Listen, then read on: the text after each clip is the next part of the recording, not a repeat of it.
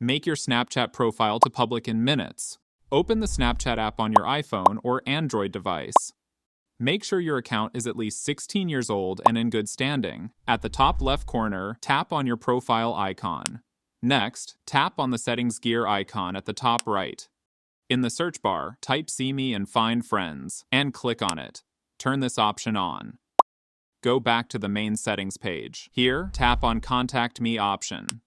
Set it to Friends and Contacts.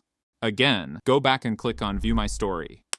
Make sure it is set to My Friends and not limited to specific people. Go back to your profile page. Scroll down to the My Stories section. Tap the 3 dots beside My Stories and click on Create Public Profile option. If you don't see the option, go back to the Snapchat camera screen. Now capture a photo or video.